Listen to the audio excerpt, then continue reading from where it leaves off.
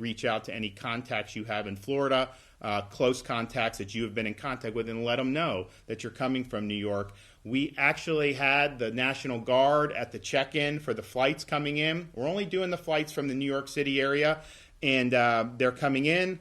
Everyone's getting processed, and that information is going to be shared with the various regions. So if you fly into Miami and you're going out to Miami Beach, then we're going to let those folks know that you're there, just so we can make sure that people are being kept safe. And if you're somebody that left, you left. If you were in New York State, you left when you were told to shelter in place.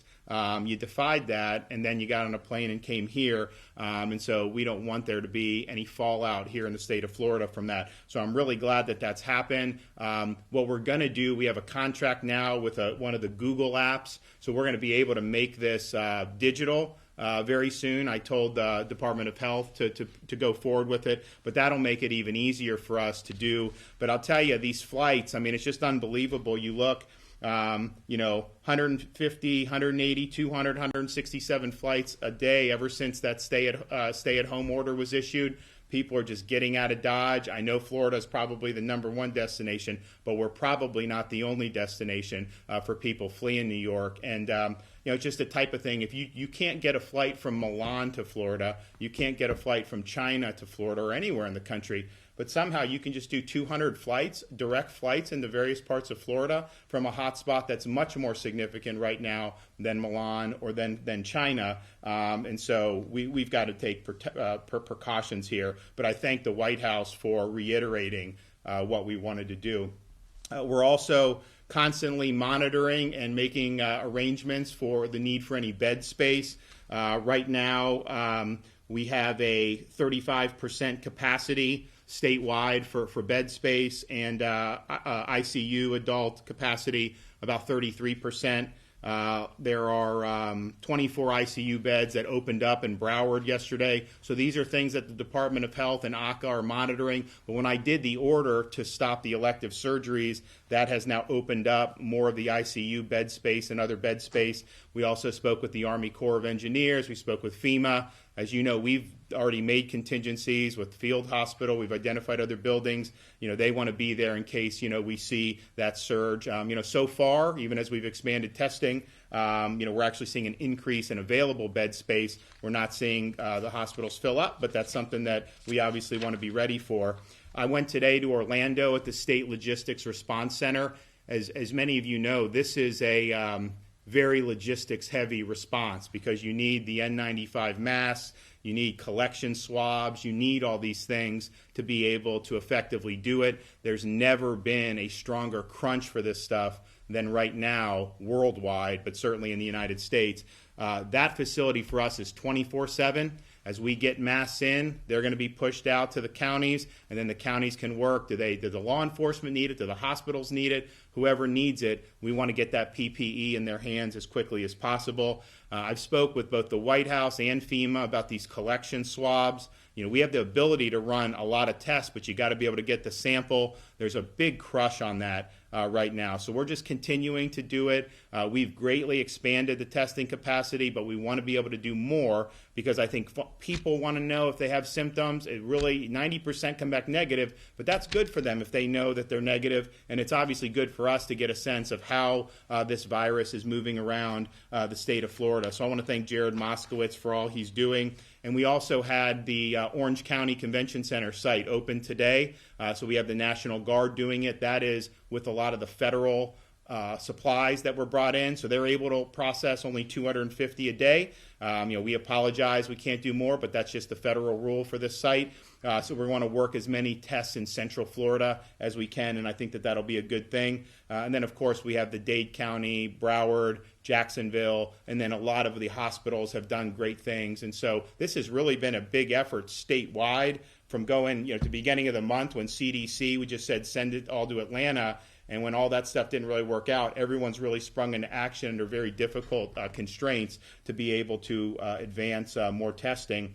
But I really want to thank the National Guard. I mean, their involvement in these test centers has made them run well. A lot of these test centers throughout the country were big failures. If you look at what they did in Broward, soup to nuts, they're putting through 7 800 people, I think, a day almost there. Really, really incredible stuff. So I want to thank our guardsmen, and we continue to keep up the fight. So I want to thank everyone who's involved in it, and thank everyone who's working so hard. And with that, I'll take some questions. So the president has gotten mixed reactions on this, and I know you guys are close. I believe you've had conversations with him.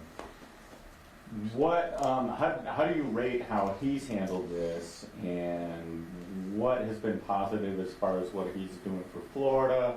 And are there any issues that you wish he could be doing more?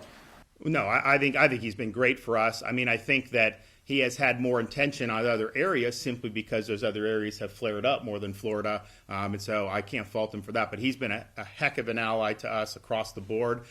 Look, when you deal with this, what I think the president is able to do is overcome the bureaucracy.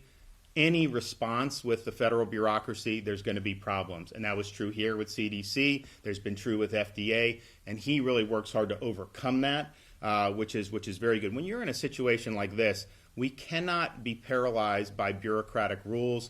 I think the president understands that. So we really appreciate his support and the task force. I mean, you have a lot of people there who are working very, very hard, and they're not getting a lot of sleep, and they're really focusing on a big country that we have, and from Dr. Birx to Dr. Fauci to the vice president who's worked very hard, the Surgeon General, they are really doing a good job. It's a tough situation, but they're working hard. Well, Governor, yesterday he said, the president said that he'd like to see the country open back up essentially by Easter. Is that a realistic timeline, at least for Florida?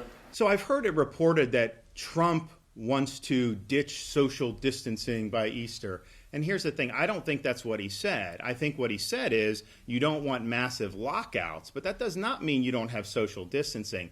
We are going to continue to have society respond to be able to fight this virus. There is no chance we're just going to say the hell with it and not even worry about it. That is going to be a part of our daily lives until we have a solution to this. But I think what the president said, and I think what I believe is, there's ways that we can do that as a society, without thrusting people into protracted economic misery, and probably would end up in some public health challenges as well. But there's no way we're just going to walk away from any social distancing. We're learning more and more about the virus, which is great, but there's no treatment for it. Oh, maybe the thing they're talking about will work, but I mean, there's no antiviral and there's no vaccine. So we'll see how things develop. We'll see how the virus is able to move through society, how well it can. But we're going to continue to do some level of social distancing. But I think that there's ways you can do that and still have a society that is doing more than simply, on lockdown. Mike? Is it acceptable to you if more than 50% of a state agency could telecommute, that the agency head could allow more? Sure. Oh, yeah, absolutely. As much as they can, we're 100% on board with the telecommuting. And, in Florida, to the extent that is going to make a huge – now, we've pushed it. But what I've learned is when people do these guidelines, a lot of times they do it with like a real big urban center in mind. And so in like a New York City, not getting on the subway, that's a huge, huge thing for avoiding close contact because you're packed in. DC Metro, things like that. Here most people drive in, and so the contact is different. But I still think to the extent that they can do it and people stay at home, we want to empower them and support that. The increase of infections in Florida, Governor, is doubling pretty much every 3 days in line with what's been happening up in New York. When do you expect the apex to hit here in Florida? I don't think we know, and the reason is because we don't know the baseline that we're working off of. We know when testing started to ramp up, but we don't know how this virus was introduced to Florida. There are people that I talk to that say, I had a nasty bug in January. It wasn't the flu. I didn't know what the heck it was. And if you think about it, anything that would happen in China in November is definitely going to end up in California pretty soon after that, and New York. And then Florida would probably be the third place with all the international travel that we have. So we don't know the baseline to know whether the total infections in the population are increasing at a certain rate or whether that's just what we're documenting. I think that the thing that we look at is what are the fatalities from this? And if you have 400 infections in Dade but no fatalities, to me, that's a positive thing. I'd rather have 400 infections, no fatalities, than have 200 infections and 5 fatalities. I mean, that should just be reducing fatalities, preventing them as best we can, and then the hospitalization. So that's really what you're looking at. So we've expanded testing dramatically in places like Broward and Miami-Dade. So you are seeing more there, but we totally expected that. And we think we'll continue to see more because, I mean, when we started the Broward station, that was 700 tests a day. And I think it's been going on that way pretty steady for the last 4 or 5 days. So that's a lot of data. If you go back just a week and a half ago, we were looking at much less in terms of test results. And Governor, how much of the state's reserves have you had to rely on to combat COVID-19? And do you see a scenario where you call lawmakers back to Tallahassee to make reductions? So I don't think this is really going to end up affecting the budget because I think what's going to happen is we're going to get the reimbursements from the federal government. I think this bill that's moving through, however it ends up, I think we'll end up saying what you're putting out for this, you'll have the ability to get reimbursed, not just at the state level, but at the local level as well. But I think the hit to the budget will just simply be an effect of, what happens with the economy. How does this thing turn? When does it turn? And so we're going to monitor that and see how the next few weeks turn out, and then we'll be able to make a decision on that. But I told both leaders, I'm just going to let the budget sit now. I'm not going to start vetoing everything. I'm not going to sign it yet. Let's see where we are. Let's see kind of how this situation unfolds. This is a constant thing where you're reassessing everything and then we'll go from there. But I am confident on this. I think we're going to get a significant amount of support in terms of the federal government. Yes, sir. So DEO's got some issues right now with unemployment claims. They've had trouble with big call volumes. They've got a website that's been struggling to help people.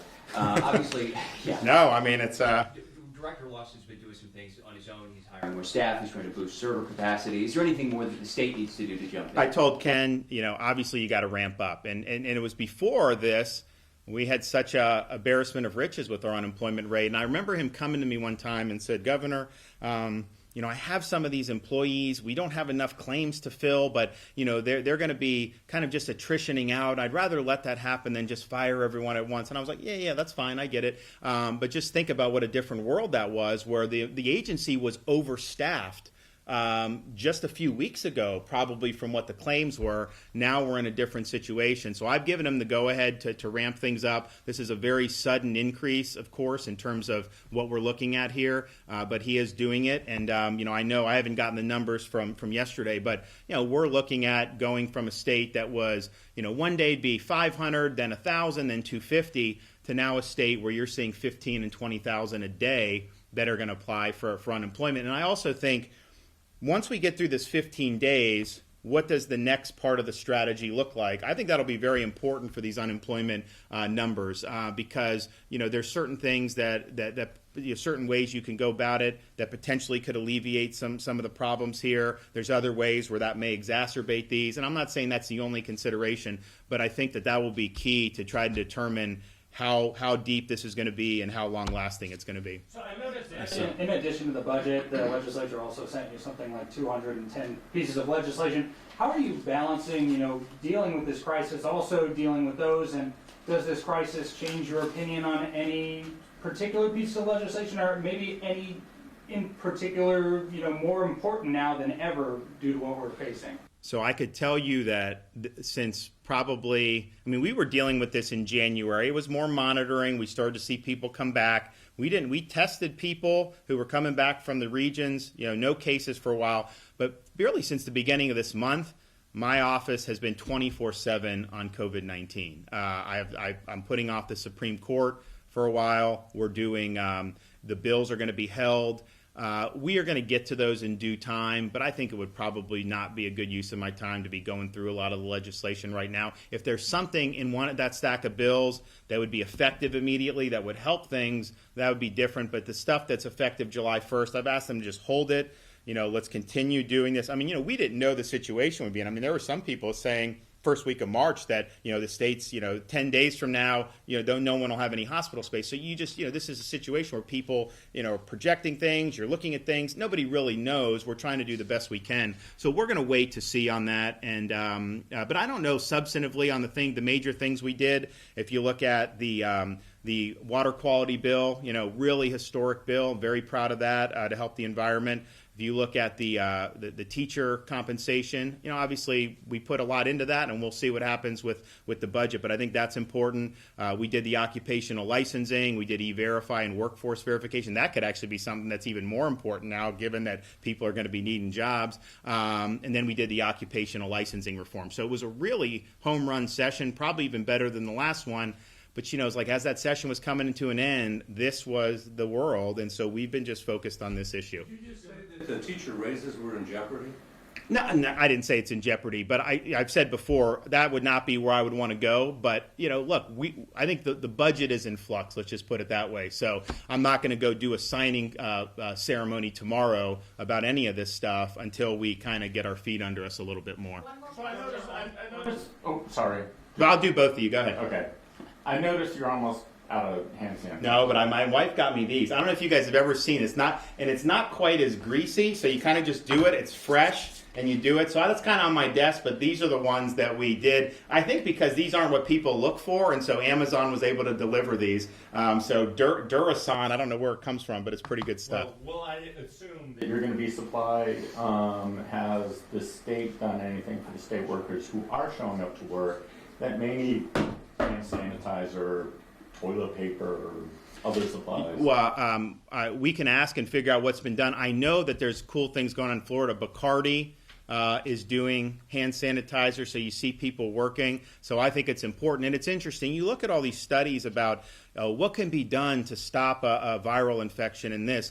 And, we do things like close restaurants, all these things. The thing that is the most effective is real good attention to hygiene, and then just keeping the social distance, so where you're not constantly on top of one another. And so I think it's really important to promote it, but I think people really do care about it now. And so this is something that will potentially save healthcare costs and other illnesses, because I think you'll have less flu and less other infections. One more. Governor, a lot of people are just sort of angsty and uncertain about where the end is. What do you need to see either in the data or otherwise to say, okay, people can go to restaurants, people can gather more than 10? Is it like 0 cases in a row, 2 days, 3 days? I don't know that there's going to be any pain. I think you just gotta see how it unfolds. I mean, obviously if